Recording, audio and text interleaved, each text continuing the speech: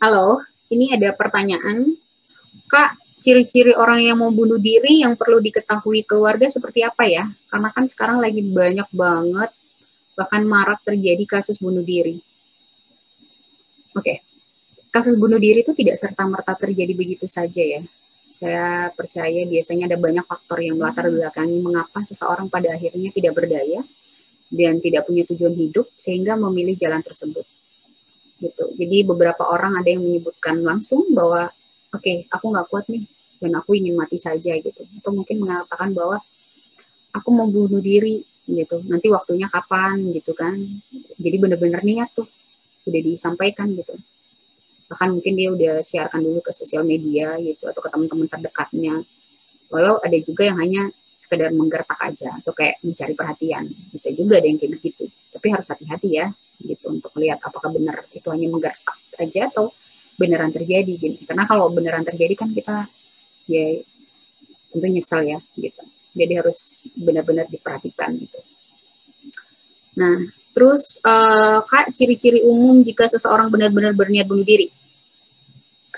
Jauh sebelumnya biasanya dia terlihat cemas, gelisah, stres, depresi. Walaupun ada juga yang terlihat baik-baik saja gitu. Artinya nggak apa-apa sih, maksudnya kayak kok dia normal-normal aja, atau bunuh diri besoknya. Ada juga yang begitu gitu. Tapi kebanyakan sih memang biasanya itu terlihat ya. Jadi ada beberapa tanda-tanda yang memang sudah rada-rada menjurus ke sana gitu. Terus kemudian beberapa kali curhat, menyampaikan keluh kesahnya, putus asa terkait permasalahannya. Biasanya tanpa sadar tuh dia sering bercerita kok apa yang menjadi aduh gue ada masalah ini atau apa gitu. Itu biasa tanpa sadar dia suka cerita dan itu diulang-ulang. Kadang-kadang kita tuh nggak aware gitu ya, kayak apaan sih kok diulang-ulang terus gitu. Nah biasanya tuh kayak tanda tanda untuk minta tolong bahwa aku butuh pertolongan nih, ada sesuatu yang aku nggak bisa handle misalnya gitu ya. Kemudian sebelumnya pernah melakukan percobaan bunuh diri, mungkin pernah gitu, jadi ada upaya sehingga memungkinkan dia untuk melakukannya lagi kembali gitu. Terus kemudian ada perubahan perilaku, penampilan atau mungkin pribadinya tidak sesuai atau kayak berbeda gitu. Biasanya dia tuh nggak pendiam, terus tiba-tiba pendiam, atau menyendiri, atau nggak mau kemana-mana, atau ada sesuatu gitu. Biasanya jadi kayak berubah gitu. Kemudian ada perilaku menyakiti diri tadi, kayak self harm ya, jadi mungkin dia yang ngeliatin tangannya, minum obat tidur dan lain-lain gitu. Jadi kayak ada perilaku untuk menyakiti diri.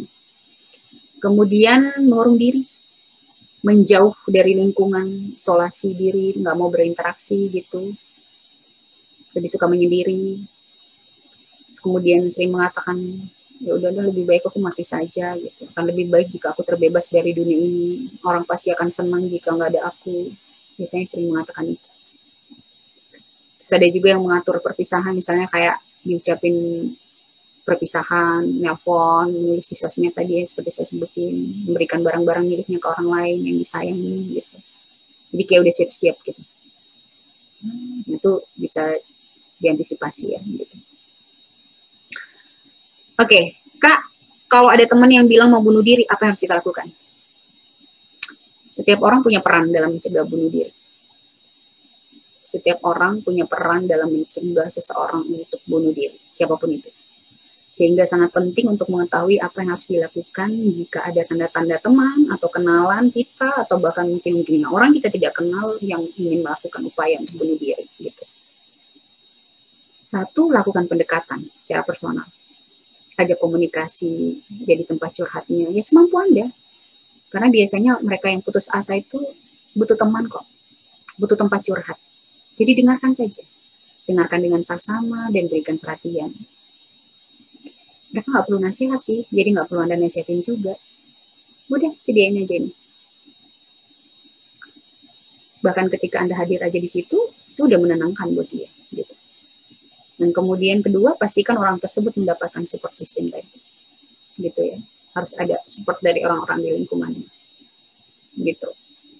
Berikan motivasi, hal-hal yang membuat orang tersebut memiliki semangat, gitu, sebisa mungkin hal-hal yang paling sederhana yang dapat dilakukan, misalnya kayak ayo makan, istirahat, tenang gitu.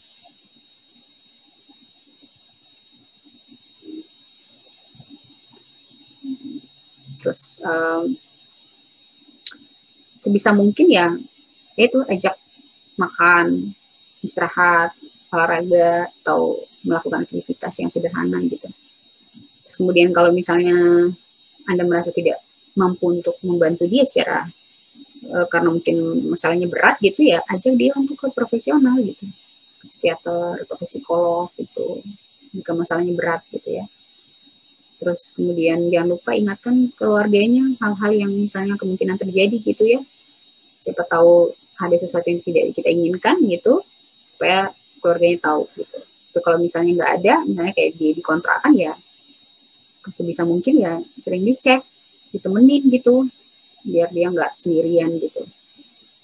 Ya, gitu kan. Terus kemudian jika Anda mampu untuk menggali dan mengenali apa sih yang menjadi pemikiran negatif dia ya, silakan cari tahu dan bantu dia untuk agar dia merasa lebih baik gitu dengan apa sih yang terjadi dengan pikiran-pikirannya dia gitu. Oke, pertanyaan selanjutnya, bagaimana cara membedakan orang yang mau bunuh diri beneran sama orang yang bilang mau bunuh diri karena cari perhatian? Lalu sebagian orang terdekat kita juga harus bersikap seperti apa? Biasanya saat seseorang serius ingin bunuh diri ya tidak terlalu banyak sih membuat drama-drama gitu seperti kayak mencari perhatian di sosmed. Namun ternyata belum ada upaya bunuh diri atau menyakiti diri. Ya, kalaupun misalnya menyakiti dirinya biasanya cuma melakukan perilaku yang tidak ekstrim gitu. Jadi selain itu juga biasanya seseorang yang memiliki niat bunuh diri itu terlihat putus asa, stres, depresi, serta tertekan. Bahkan cenderung menarik diri dari lingkungan. Sementara yang hanya mencari perhatian itu biasanya malah kayak ngumbar gitu. Cerita ke mana-mana, menulis ke sosmed gitu, menampilkan perilaku yang dibuat-buat, menyakiti dirinya namun tidak terlalu ekstrim gitu. Terus beberapa tindakan lainnya juga tidak memberikan dampak terlalu besar bagi psikologis atau fisiknya dia. Itu kalau yang mencari perhatian. Walaupun sebenarnya ada juga yang mau bunuh diri beneran dan dia nulis dulu di sosmed, ada juga, cuma jarang gitu ya, jarang gitu. Walaupun ada kasus yang begitu. Jadi sebelum dia tulis dulu, tulis kegalauan-kegalauannya. Biasanya kita udah lihat tuh dari gambar-gambarnya orang stres, depresi itu gambar-gambarnya kayak gimana. Terus kemudian dia udah nulis yang aneh-aneh. Nah itu juga tetap harus diwaspadai gitu. Nah kemudian yang penting itu singkirkan ya benda-benda tajam yang bisa melukai gitu, usahakan selalu diawasi. Jangan sampai dia sendirian, sangat diperlukan support system. Berikan perhatian, cari bantuan ke profesional kalau dirasa Anda tidak bisa sendirian.